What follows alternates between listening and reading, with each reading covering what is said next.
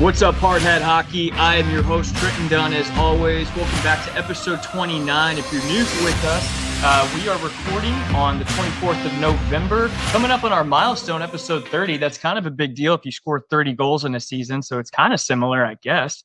I don't know, Grant, what do you think about that coming from Columbus, Ohio? I think that's a great benchmark that we can kind of start grading ourselves on.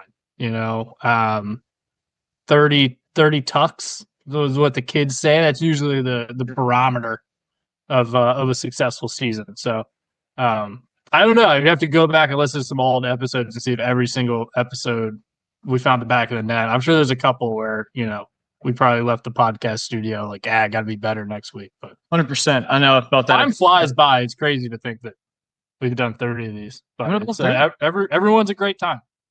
Yeah, absolutely. Folks, we are on Spotify, Apple.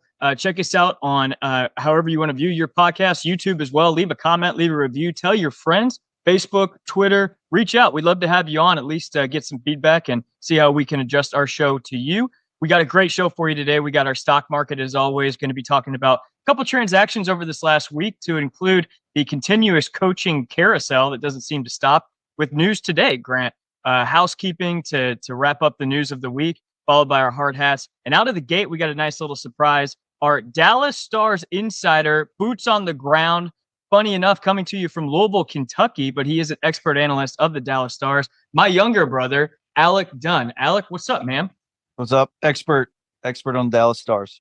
Yep. Alec has agreed over the course of the season to come on sporadically, spontaneously, and momentarily at that to discuss the Stars. So we will get right into it, boys, if we're ready to go. Our data dive on the Dallas Stars, I wanted to feature them in particular because it seems like they never get enough coverage throughout the entire season. And then the playoffs show up and it's like a magic trick. All of a sudden, everyone in the hockey community just agrees like, oh yeah, they're really good. This is a team I don't want to play 7 games against. So let's just get it out of the way. Talk about it now. They are third in the Central Division, flying high, looking good. And Grant, as we've discussed before, great teams that have Stanley Cup windows continue those windows by rebuilding on the fly. And that is exactly what they are doing with Wyatt Johnston and Logan Stankoven, who are going to fill the large shoes of Jamie Benn and Tyler Seguin and company. Alec, just out of the gate, I got a lot of stats to throw at you. Thoughts on that just as a whole? Yeah, Johnston hasn't scored much. We need him to score. Obviously, Robertson's going to be disappointing as per usual. He's not going to score how we want him. I mean, I don't know. We're a balanced group. I get that, but you still want your guys to build off of the success from last year. And I feel like those two guys have noticeably not put the puck in the back of the net. Yeah, I don't disagree there. One of those players underneath the ice, you would suggest that good performance is coming. He is generating chances, and I won't ruin the surprise. Another player, I don't think it'd be any shock beneath the surface, is not generating anything, playing very low event hockey, and I think we would agree on that name. Grant, thoughts out of the gate?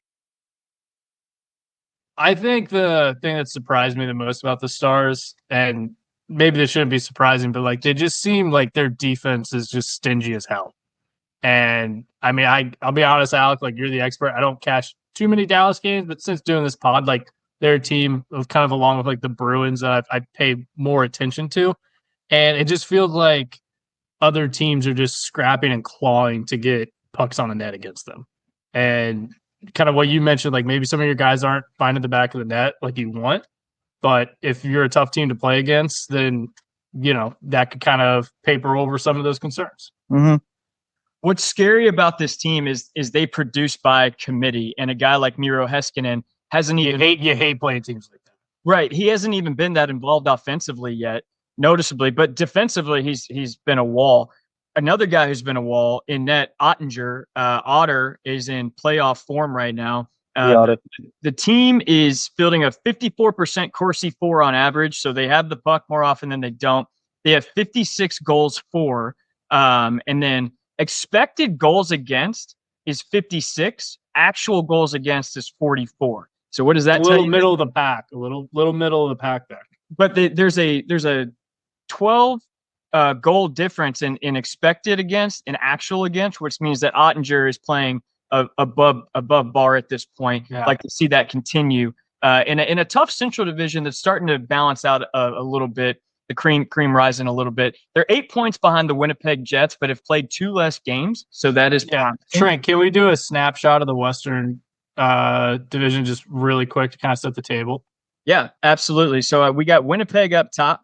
They are in first with 34 points. Second is the Minnesota Wild with 30 points. Dallas Stars with 26.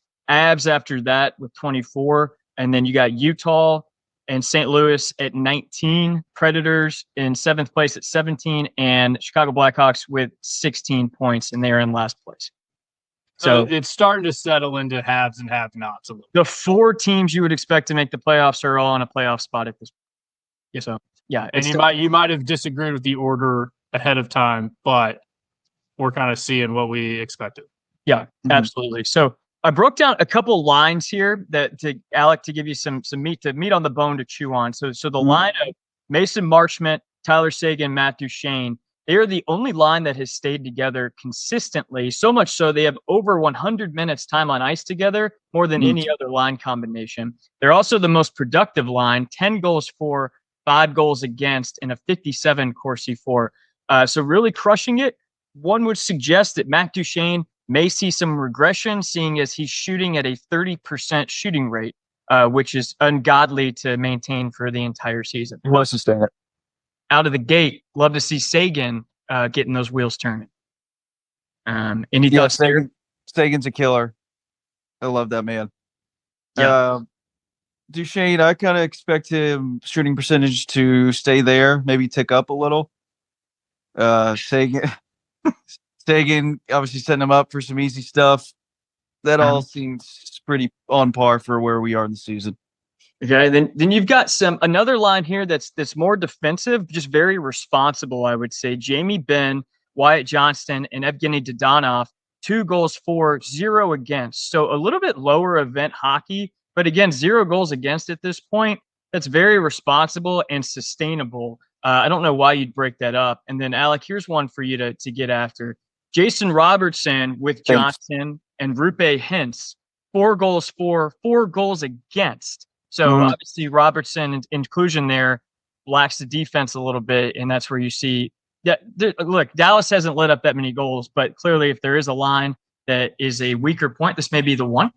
So, well, in our last 2 games, we won 4-2 and 5-2.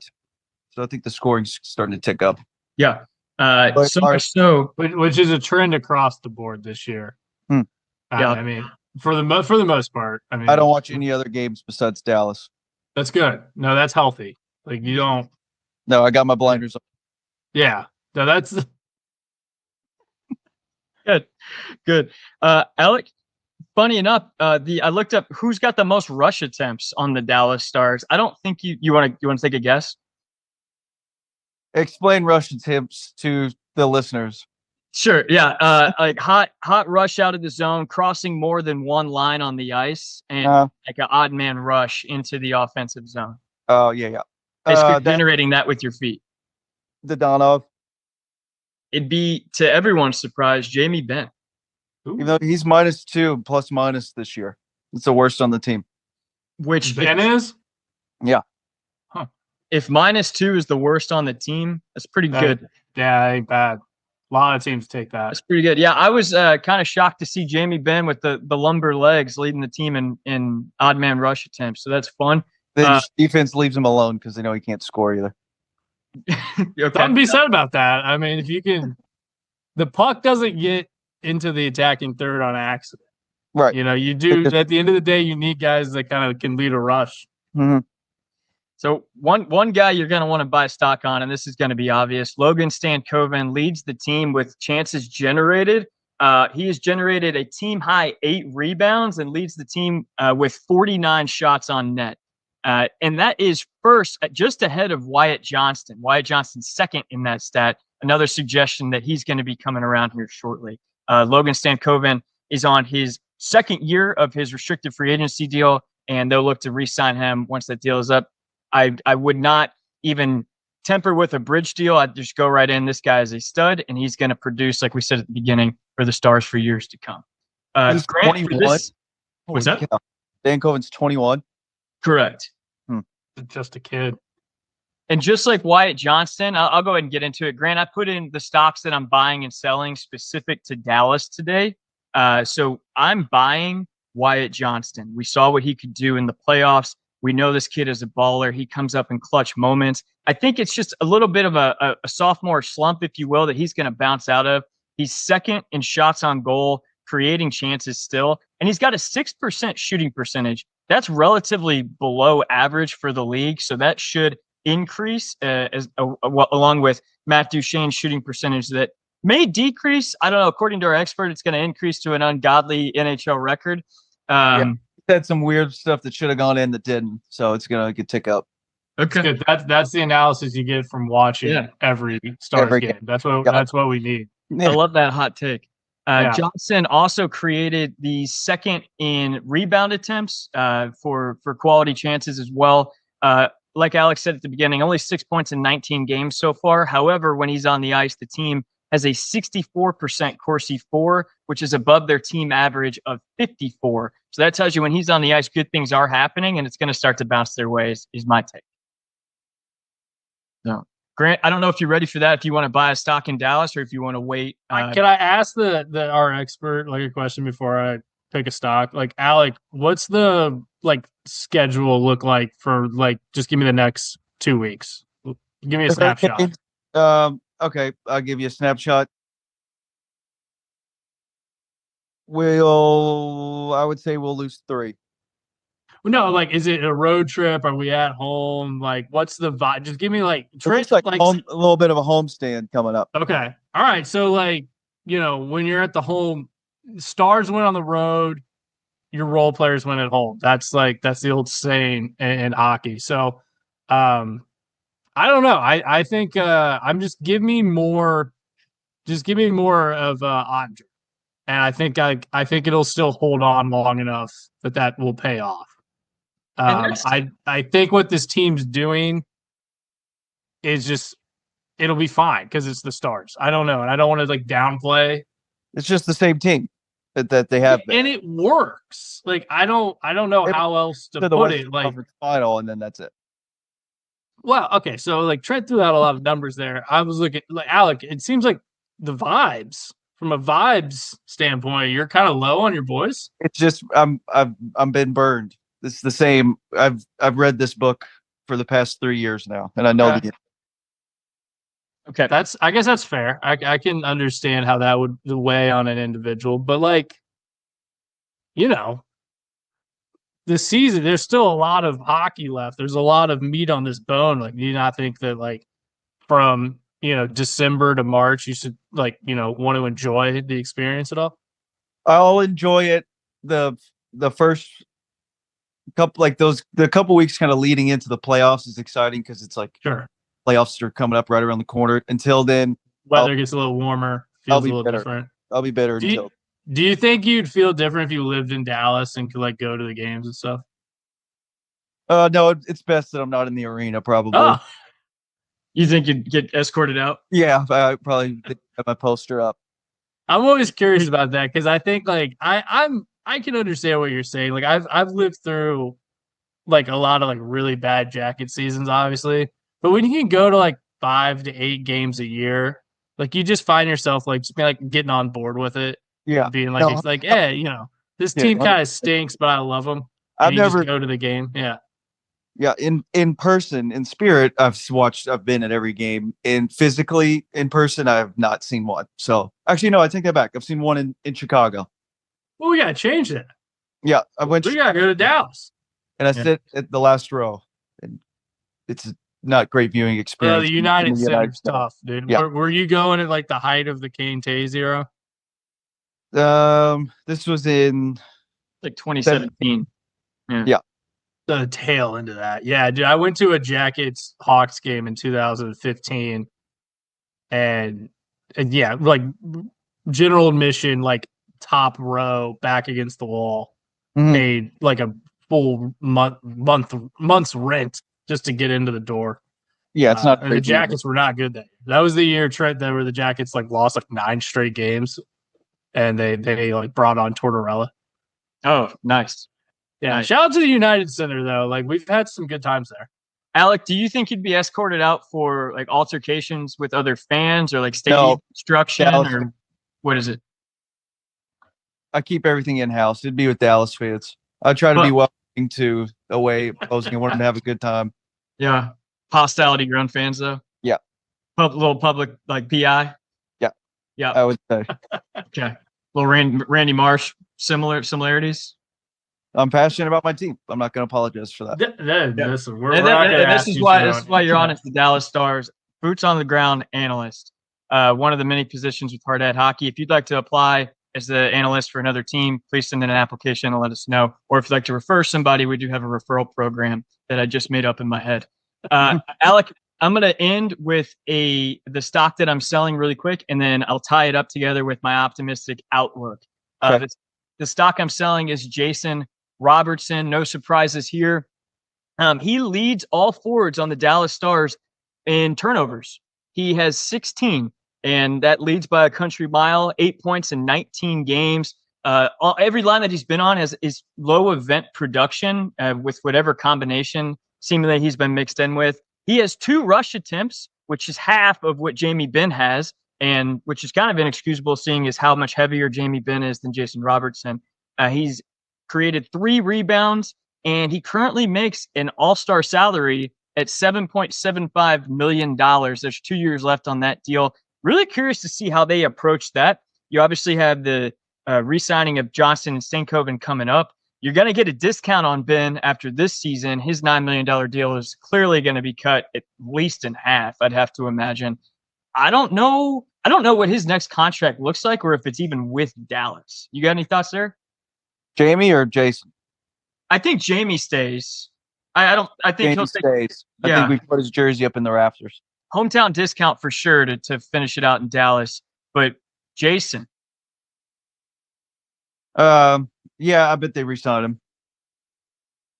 Okay. It'd probably be a pay increase, but yeah, I guess we'll see how that goes. I mean, it's just like we got some guys that are phasing out. So that's true. So Sagan and afford it. Grant, any stock you're selling here? No, I'm gonna hold on to what I have.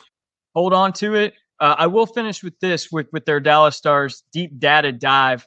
With the way the West is shaping up is relatively predictable with similar faces that we've seen in playoff positions. However, I think the matchups created and how Dallas matches up against the top teams right now is much more favorable than even say last season. You're playing Vegas out of the gate. Vegas is still good, obviously, but they weren't as good this season as I think they were on paper last season. Didn't really matter. We saw Dallas beat them in round 1. But number 2 in the Pacific right now, you have the Calgary Flames, and that remains to be seen if that's going to hold. And then past that, every team in the Pacific, I think Dallas matches up really well against. And out of the Central, I mean, we've seen how Dallas has matched up with the Avs this last playoffs. If the Avs can figure out their health concerns, maybe it's a tighter matchup, maybe not.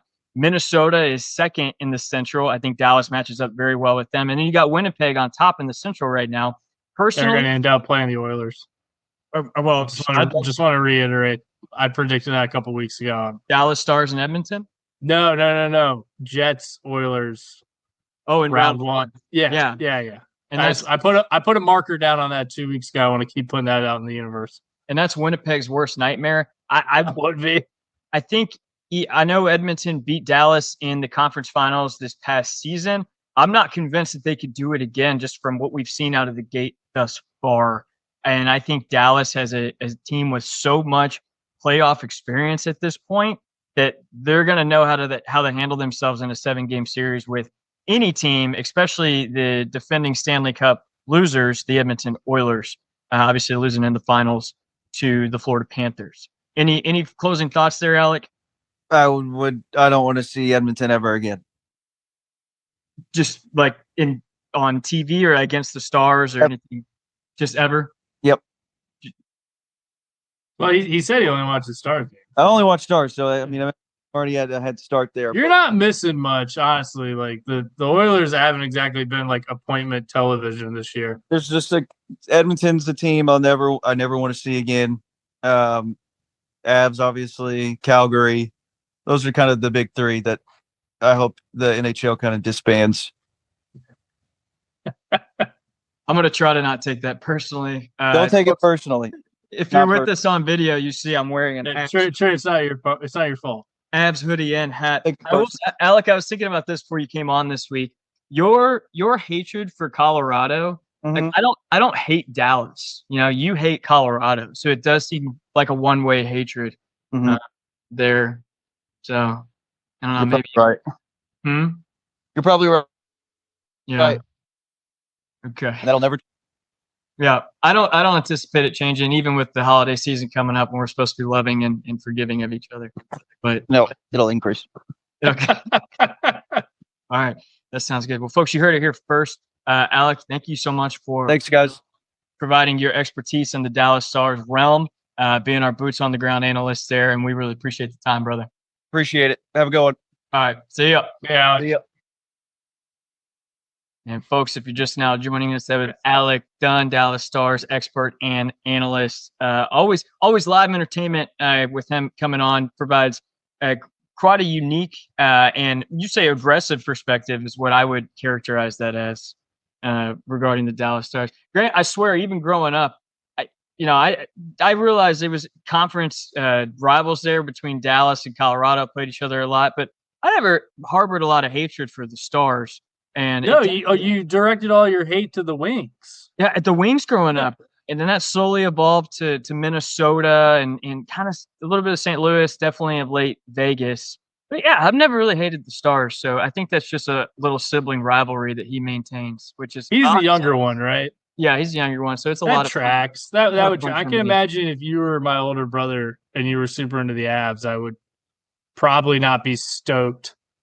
I try to probably antagonize that. I can understand where Alec's coming from. Right. And my theory to this day is that he simply picked the Stars growing up because they were a rival of the Colorado Avalanche, and he was looking for any team at a young age to rival my favorite team. Well, when we were young, the Stars were really good. They obviously won the Cup in '99, but 99. They were. And then, when your formative years with like Madonna, a USA guy, like totally makes sense that, a guy, I imagine him and I are similar age. That would play. Totally get that. Which Alec will maintain to this day that the best American-born player in U.S. history is Mike Madonna. So if you're looking for a lively debate on that one, reach out next time he's on. Leave a comment. We'll have you on. We can get a little debate going on. Maybe we try to do like a deep dive into something like that during the whatever this international tournament is. Yeah.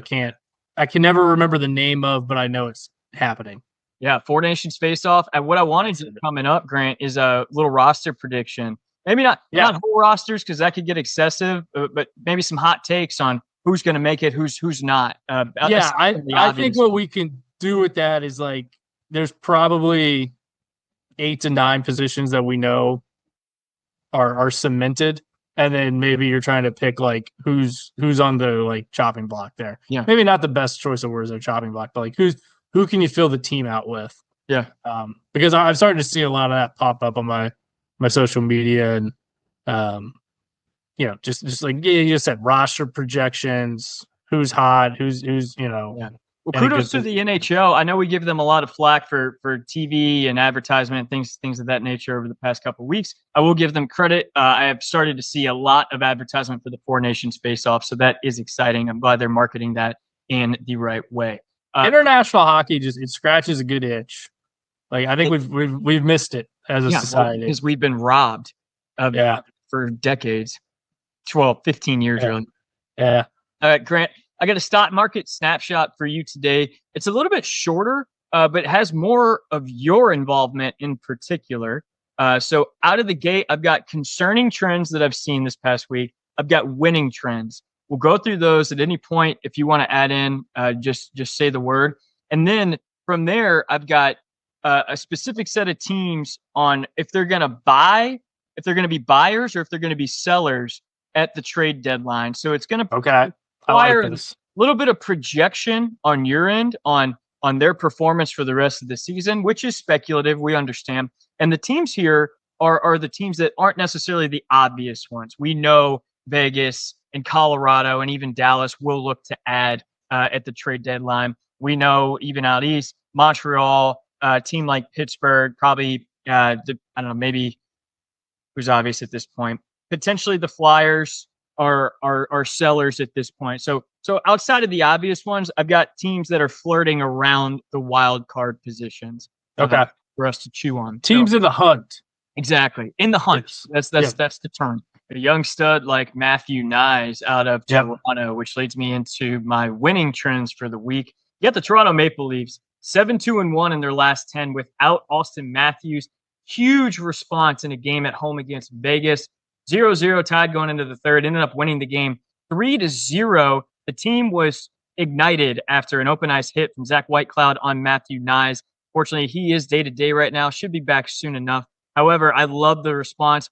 There was a huge 5-on-5 brawl initiated by John Tavares, and that was amazing to watch. He certainly finished it, and he really stepped up as the leader in that room in Matthews' absence. And they haven't missed a beat. They're playing great, and we'll talk about Matthews' situation specifically here in a little bit. Buffalo Sabres, look out! It's they're a playoff team. Bills Mafia, Sabres Mafia, same fans. And you get into that crazy time of year in the city of Buffalo. They're 7-3 in their last 10. Believe it or not, they have a positive goal differential. I don't know the last time I saw that next to the Buffalo Sabres stat line. They are +4. So hopefully they can keep that up. We've said on this podcast all year, once we get around American Thanksgiving, this is kind of who these teams are. And buddy, Sabres are a playoff team. Let's do it. Tage Thompson, let's. All right, Grant, here's where I get you involved. So don't overthink this. I got a couple teams listed in bold here on the script that are in the hunt, dancing either in a playoff spot right now or definitely going to be flirting with one by the time the trade deadline comes around. So with what you know about these teams, their assets, cap management, ages, rapid fire, just quick reasoning on if they're buyers or sellers. And kind of like I said before, kind of some prediction on their performance for the rest of the season as well. So out of the gate, Central Division, I got the Nashville Predators. They are currently 8 points out of a wild card spot, 3-5-2 in their last 10. They are struggling to score, and they sit 7th in the Central. Yeah, I really do make like an effort not to come across as like too cliche or like too like just parroting kind of the natural conversation that happens around some of these teams. But like the Preds, it just didn't work. Like I know we've seen teams turn it around. I know we saw the Oilers completely turn it around last year. They have Connor McDavid. All the respect in the world to a guy like Steven Stamkos. That's just not the case for this Preds team. And their issues on the blue line are really glaring. And I don't know if there's a way to turn it around. It's everything is kind of inevitable after the fact. I know you told me not to overthink this, but like, dude, they don't have people down the middle. They really don't. Like, it's all kind of flash on the outside. It's goal scorers. It's honky tonk. It's Nashville, and I don't think there's a reason to try to keep this together. So I think if you can sell Nyquist, or I don't know who else is kind of someone that would be appealing, but he's the name that always jumps out there. I don't know how I just don't think this works. There's no longevity to this. It doesn't like young players figuring out. Like you put your chips to the middle of the table with some veteran studs. We were all rooting for it. We talked on this pod about like how exciting this Preds team is going to be mixed in with the Central, and it just hasn't worked. And we're around Thanksgiving, we're around Christmas. You got to start laying your plans for the future. Yeah, absolutely. It's a hell of a year to have to rebuild in Nashville. Yeah, Nyquist is the starting piece there for me as well. And like you said, you get Tommy Novak or Tommy Nosek down the middle. Yeah, Nosek. Second line behind an aging Ryan O'Reilly. Novak. It's Novak. Yeah, Novak.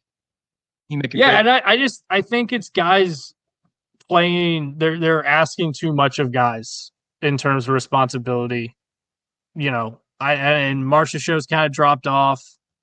It's just not like the puzzles don't fit, and maybe we should have saw that like going into the season. Maybe we were kind of blinded by just how cool it was that like Stamkos is playing with the Preds and Marcia show's here, and like we all it's gonna be fun to root for him when he's not on the Knights. Like it's not working. Right. All right, St. Louis Blues. They're 5 points out of a wild card, 3-6-1 in their last 10. They are 6 in the Central. So I was gonna say sell, but then the news hit today, dude. Monty is there for St. Louis, and I think he's still a good coach. I know they had to fire him in Boston, and that makes total sense considering kind of expectations in Boston and what it is. But I could see them just trying to make one last run for it. I don't know where you've had like talent to this team. They do have $5.5 million cap space, so I could see them not willing to blow it up, I guess is what I'll say. Not willing. I think they will try for a while. I think they'll be tactical buyers if they can. The addition of Montgomery is going to be a spark for sure. You're going to see a boost in performance from players who maybe need a little surge, just need a little giddy up to get going here. And I don't think I'm not going to say like, oh, I'm buying them to go on a run, but I don't think we'll see like, assets be unloaded from them. Agreed. Yeah. Okay, Utah, they are 5 points out of a playoff spot, 4-5-1 in their last 10, but looked great against a dwindling Pittsburgh Penguins team, putting up 6 goals there. They play at Toronto today. Yeah, I'm looking forward to watching that. I think that puck just kind of dropped, but I think just considering the excitement around this team and what it is, I mean, I think tactically buying maybe. I don't know if they would. I don't think there's a ton of kind of room for them to tell their fans, "Thanks for showing up. We're going to continue this rebuild. We're gonna import the rebuild from Phoenix." Like I think they're just gonna keep kind of riding this wave of like exciting home games, playing kind of feisty where they can. They're way ahead of where I thought they would be going into this year. So I think as long as injuries don't totally derail them, they'll probably keep this project together. All right, Anaheim Ducks, 5 points out of the playoff spot in the Pacific. They are 4-4-2 in their last 10. And I will say, before we start getting to the Pacific teams, this is wide open. After Vegas, this could go 7 different ways. Yeah, no, that's the part of this that makes this kind of difficult because I don't know if Calgary's going to stay up there. Right. I don't know how good like the Kings really are. Like I think you can beat the Kings on any given night. I'm always partial to Vancouver, but like Vancouver's had struggles this year. So a team like Anaheim, if they won 3 straight, all of a sudden we're talking about them being in like the wild card. I think what hurts the Pacific is like I think it's a division that you gotta have to be top 3 because I think the wild cards are going to come from the Central. So maybe that makes it a little harder to see the light at the end of the tunnel. I don't know. I think if the right deal came down the line for someone in Anaheim, I think you have to take it. Just because this year just hasn't gone well. You don't have a second round pick this year. If you can fill that, if you can flip somebody for a second round pick this year, I think the fans would understand that. I don't think there's anything you can do to kind of keep them from not being frustrated, but you can maybe sell the right deal. All right, next up I got the Seattle Kraken. They are 3 points out of a wild card in the Pacific, 5-5 in their last 10. I like what I'm seeing out of Seattle. We were kind of down on them in the offseason. Again, I don't think it's like a cup winning team. I don't know if I'd even go as far as saying they're going to I guarantee they make the playoffs, but it's similar to what we just talked about. I mean, the Pacific is wide open. They're at least, not bottoming out. They're getting points against teams below them in the conference, which is important. And they're hanging there. They're hanging with everybody. So I don't think they would. I don't see them as sellers. Their cap space is going to become a problem, though. So maybe that's like an issue they have that obviously Anaheim doesn't. Maybe that kind of creates some incentive to move some players. And Trent, correct me if I'm wrong, but like they're like Eberle's hurt, so maybe that doesn't. I was going to say that. So their big blow recently. Captain Jordan Eberle is going to be out for 3 months due to surgery. That's a long time.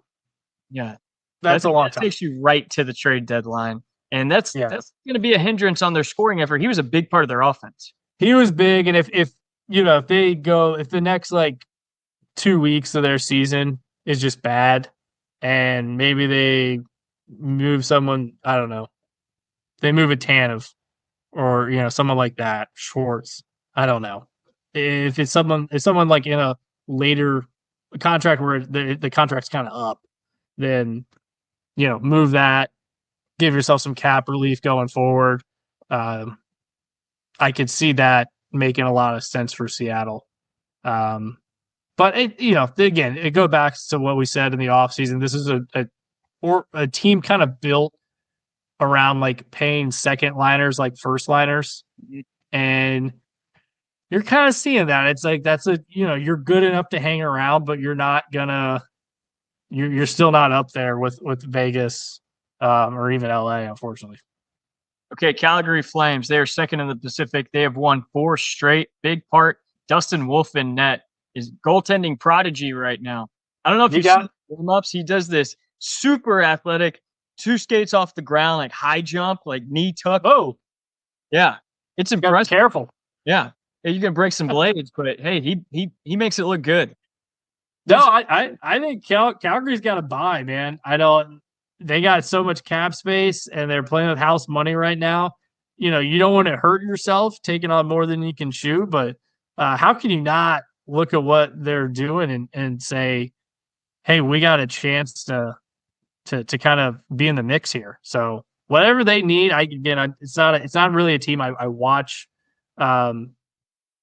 super often, just being the time zone area, but I have always kind of thought that they would fall off, and here we are knocking on doors of Thanksgiving, and they're still near the top of the Pacific. So maybe it's a team I should start tuning in more for. Yeah, I'm going to take this moment to formally apologize to the entire city of Calgary.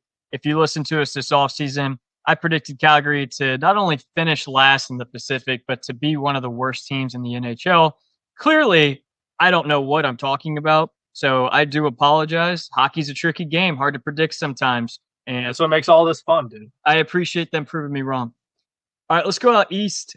Out of the gate, Boston Bruins. We'll talk about the coaching fiasco very soon, but just team perspective only. They've won 2 straight with new head coach at the helm, Joe Sacco. They won against Utah at home and then at Detroit in a close matchup last night. Currently second in a wild card spot. Yeah, it's still not good. Like it's still not good. I don't know if they have the room. I know you told me not to overthink this, but I will bring up their cap stuff. I don't know if they have the room to like fix this in one deadline. Like they might be able to hang around a wild card.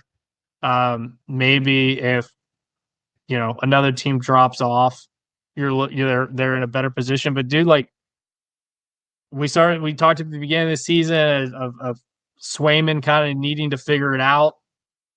He hasn't looked great, in these fall months, and I think this is kind of just who they are to an extent. I mean, they made the coaching change.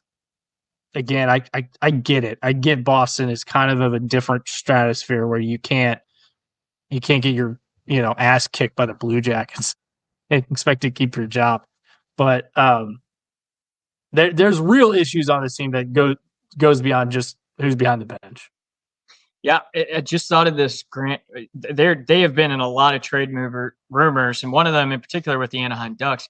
I wonder if they're not getting sick of Zadorov's penalty minutes, and if they would consider I know they've been in talks with Zegras, which I think would be a mistake. I don't think that would be a good fit at all, but that is what's hot out there.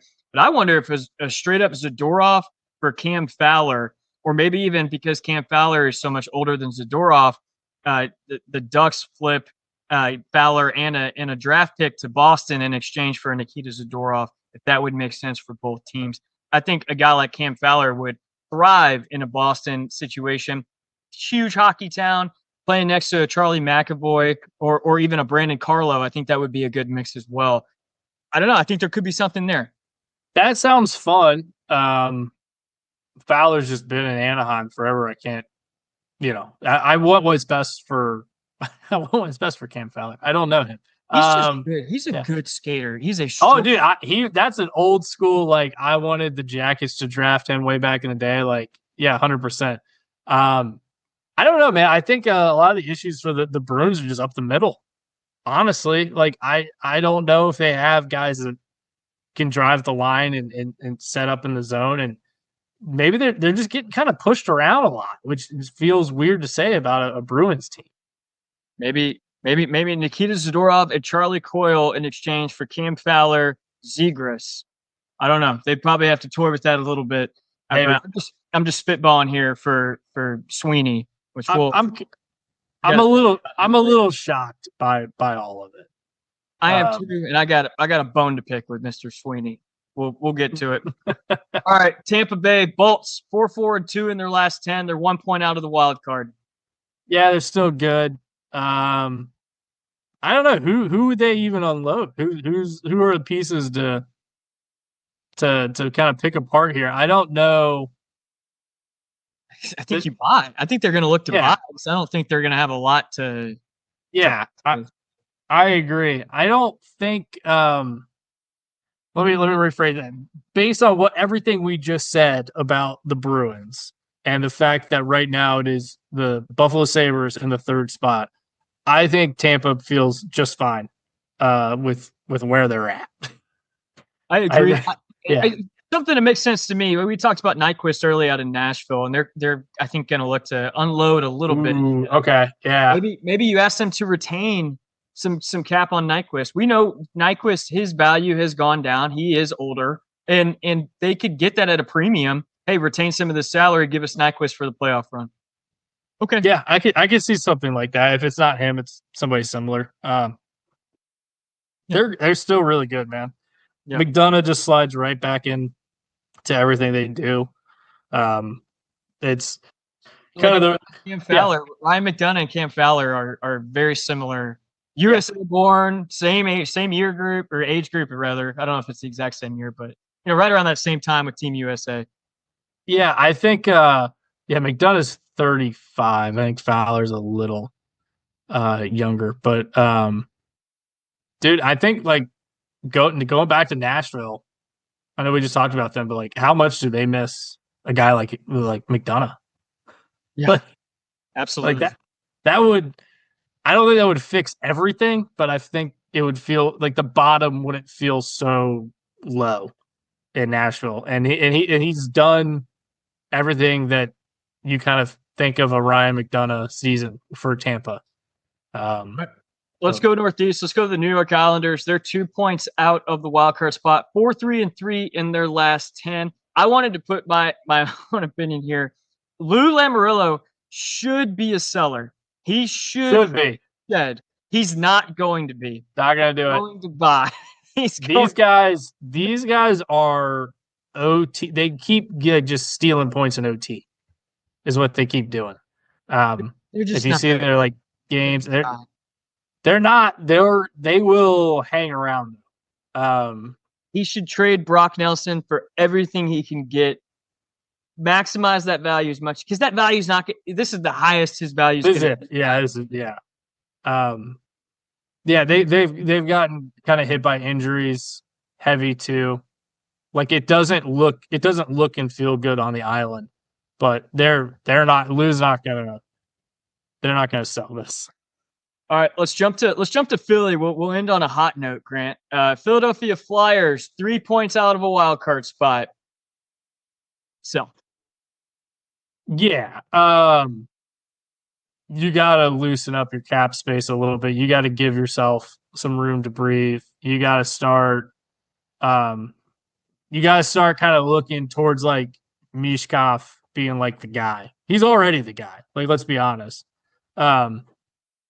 But you got to give yourself some breathing room here. I don't know who's hot for the Flyers right now that like is you're looking to sell while it's high, because I just don't watch many Flyers games, unfortunately. I only have so many hours in the day. But whatever is keeping them near the top, like I look apologize to always tie this back into the Jackets, but like the Jackets right now, like Provorov's playing good. We could probably get a first-round draft pick for Provorov.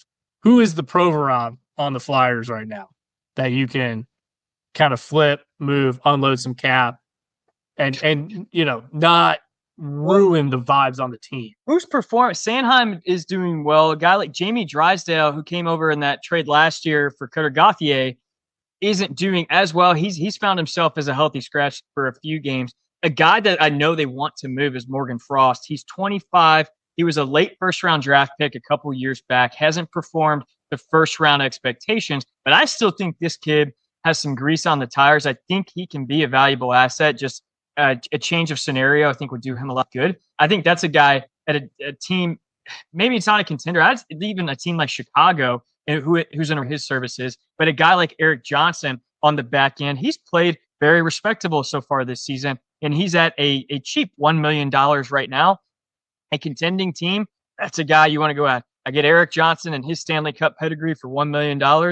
Absolutely. Come on in, EJ. So I think that moves well, and I just think like big picture, big picture. I think Tortorella has got this team kind of in a decent spot. I think the knock on him from years ago, where he doesn't like young guys, I think that's kind of overblown now. I don't think you're still in the league, this long, and he had a success in the Jackets with like historically like one of the youngest teams ever. So like you can put some young moldable young players around him to play how he wants to play. So I think it just depends on what the front office sees as the team here, and I think it's Mishkov and whoever you can kind of put around him to just keep them exciting, because it is interesting. I mean, they're up there. If we're going to talk about like the Jackets being exciting and contending and plucky, you got to talk about the Flyers too. Yeah, absolutely. Speaking of the Jackets, let's finish up the Let's East go with your boys. They have won 3 straight. They are now 3 points out of a wild card spot. So out of the gate, talking about in terms of their buyers or sellers, you got this asset, David Jurek. Ever since he was moved down to the AHL, he's been hot in the rumor mill. Yeah, people definitely are calling about Jurek. He's a guy that got sent down a lot last year, and it didn't feel like it was managed well. Talked a lot about it on this pod, so I don't want to belabor the point. They took some time to talk about him this year. It's been a work in progress, this whole roster, and the blue line was a little crowded. We bring in Dean Fabro. He's been phenomenal. You can't keep him off the ice. Guys like Christensen and Harris have found their way.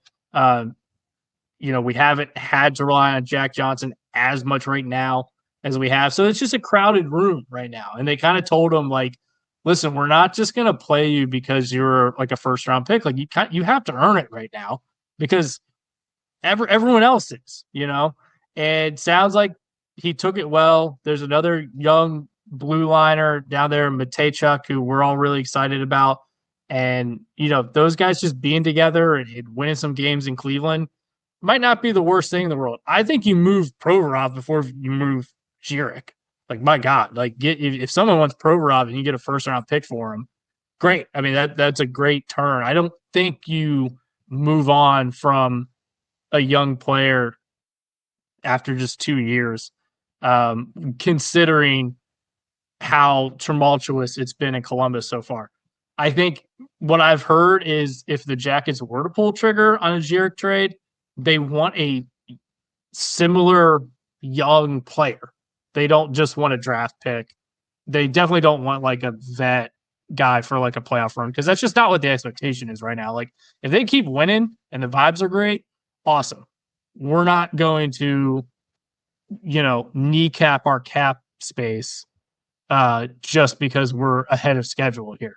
We're not going to get players here that are in the way of the development of a Kent Johnson or a Cole Sillinger or a Fantilli just because we're ahead of schedule.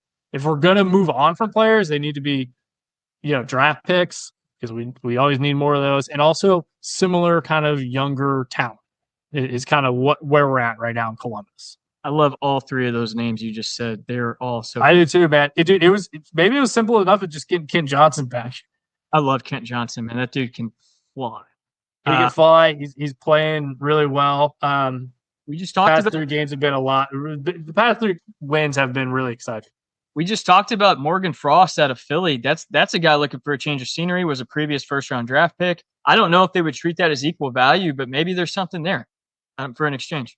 Yeah, I'm the heyday of the Tortorella Yarmo years. I was always like big trust Yarmo, and mixed results. I mean, I don't want to get too deep into the obituary of that time in my life, but like the front office, like Don and our new people he has in there, whether it's Rick Nash or the like that he maybe brought from Carolina, like it's the returns have been pretty steady. Like the Fabro move was incredibly savvy, and now he's on the first line with Zach. He brings a whole new level of stabilization for the back end of this team, and it's just been nice. Like Dean Evanson's got them playing like a really simple brand of hockey that doesn't put a lot of pressure on these young guys that are playing up the middle, and Elvis is seemingly finding his game again. So it all makes for a pretty nice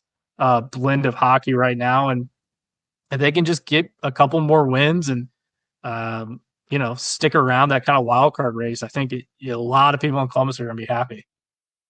All right, folks. So that wraps up our data dive and stock market breakdowns for the league this past week. A lot more coming at you over the holiday weekend, coming up next Sunday for episode 30. Let's get into our transaction train station. A couple notable ones this past week. Vegas signs Brett Howden forward to a 5-year, $2.5 million deal. He is 26, 9 points, 8 goals, and 1 assist in 21 games.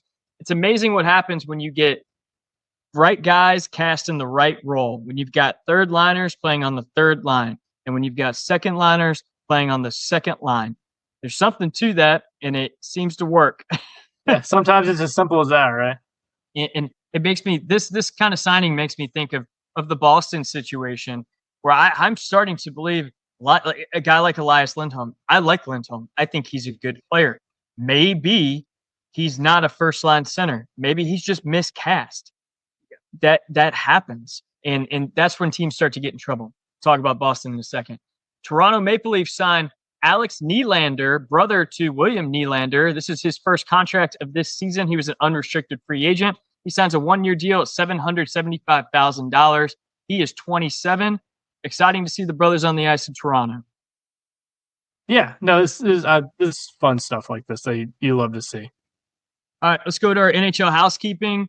Quick stuff out of the gate. The Philadelphia Flyers honored Eric Johnson this past week for his 1,000th game. The game was ironically against the Avalanche. Really cool moment before the game. They had Landeskog surprise him on the ice. So I thought it was a really classy move of the Flyers organization to allow that to happen because Landy and Johnson are very good friends.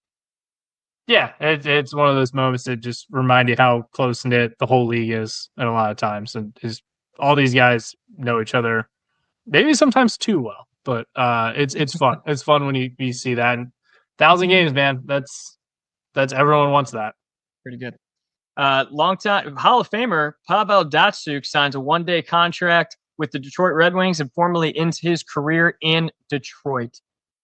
Don't miss playing against that guy. Cool. Yeah, Datsyuk, just some of the nightmares as a kid. Just seeing him demolish the Jackets. Good on him. I mean, that's a very like Red Wings move.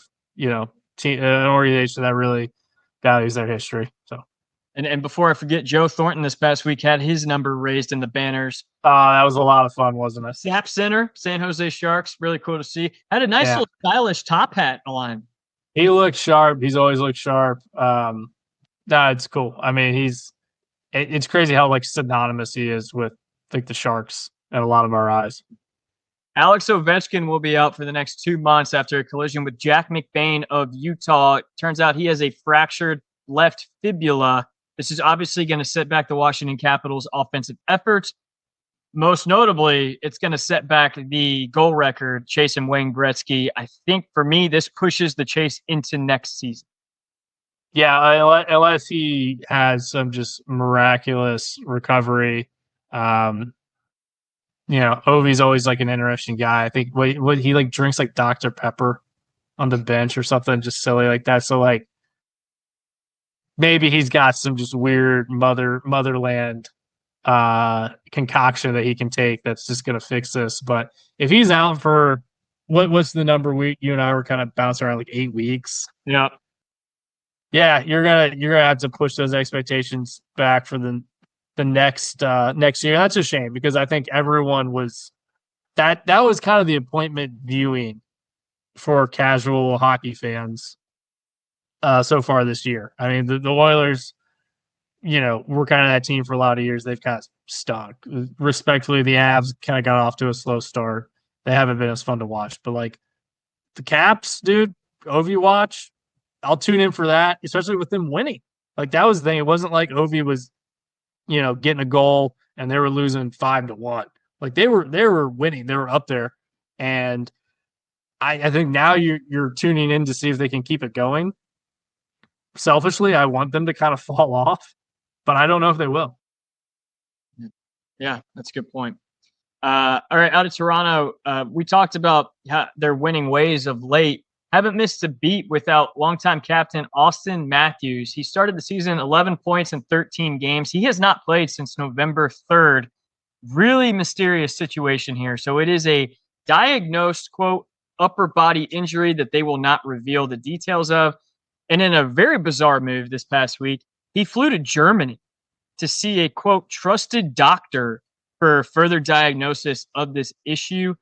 They're apparently, and I don't know how this adds up, targeting a return to the Florida trip at the end of November.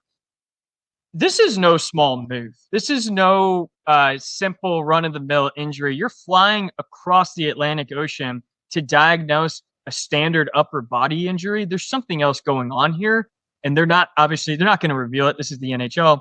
It's very mysterious league. It's the NHL. It's Matthews.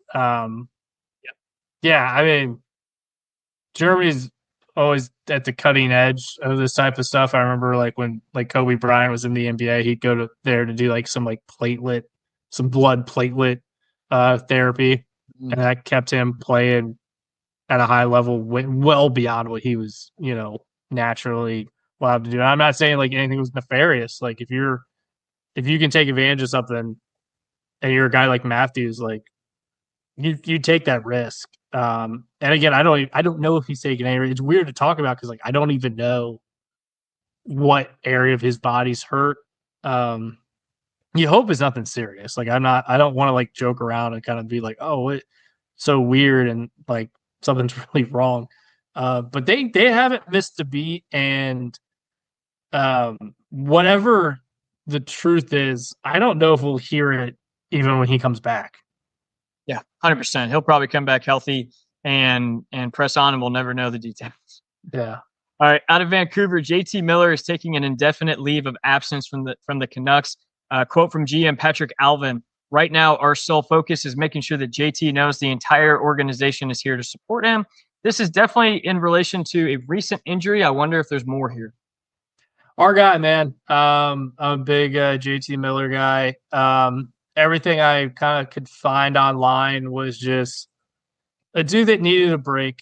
And I don't think there's anything wrong with that, especially this time of year. He's a veteran guy that's kind of paid his dues. He's got a lot of equity built up with like the Canucks organization. I think they like him there. He likes them. He likes playing for them. Like Canucks fans can be a little aggressive at times, but they seemingly like JT when he's playing well. And I hope he's okay. I hope he takes the time he needs, and he can be back in the ice. Ohio guy, been around the league for a long time. I love watching him. Hope he's okay. Maybe it is just as simple as like he's burnt out a little bit, and like I've been there with my jobs previous. I think everyone can relate to that. What's just different is he's a professional athlete, and that's maybe for a long time we just didn't give guys the benefit of the doubt or give them those breaks that we all want. Yeah. So yeah, thinking about JT a lot since that news came out, and yeah, I hope he's back when he's ready, and I hope he's ready, relatively soon, so that we all can see him play.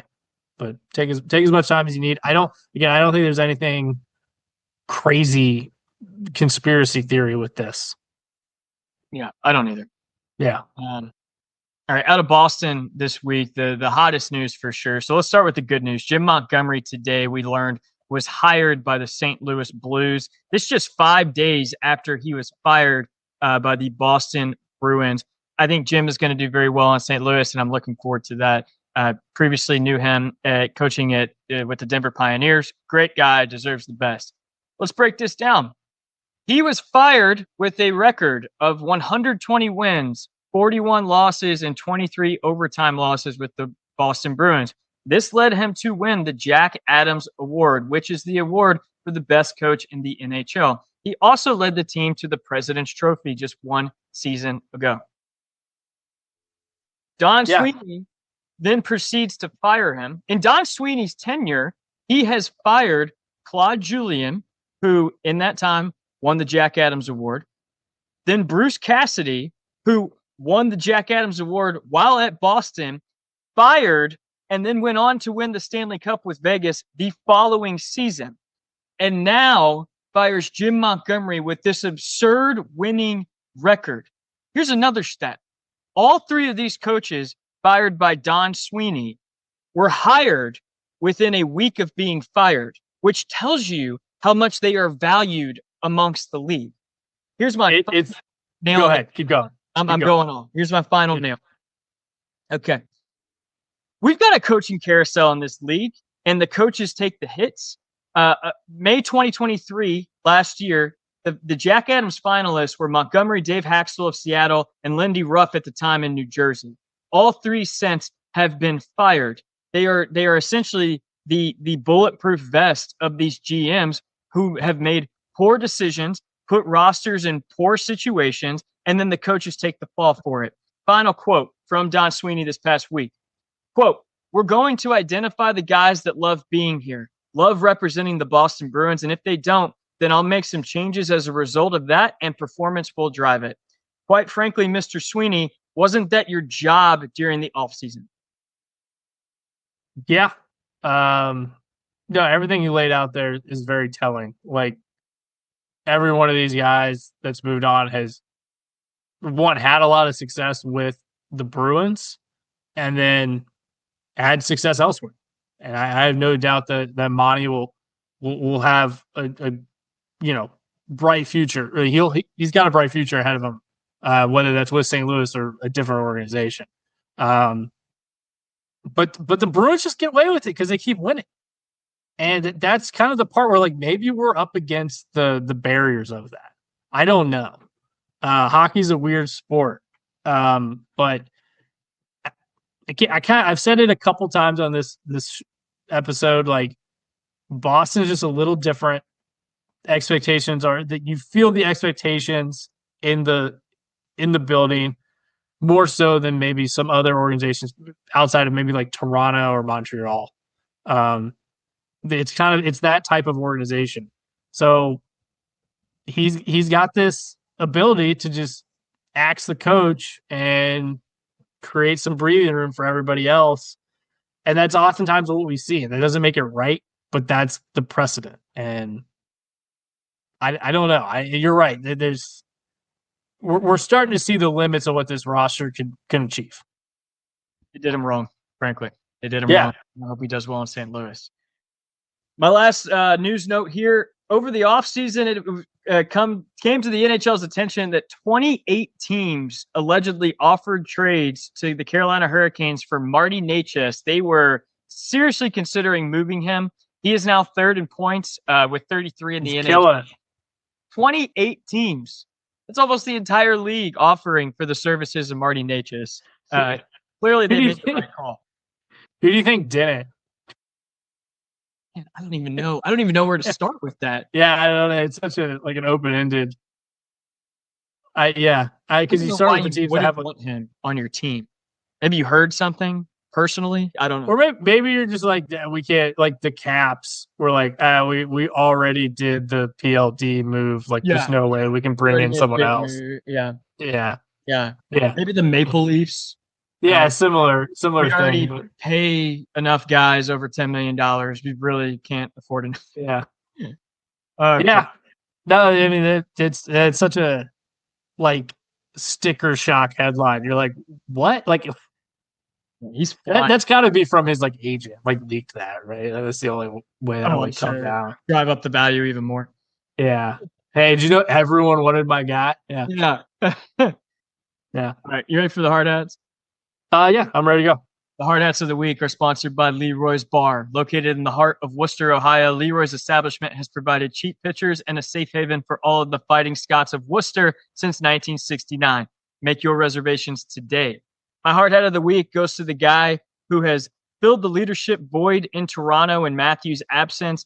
Had the big fight against the Vegas Golden Knights as a response to the hit on fellow young star Matthew Nyes.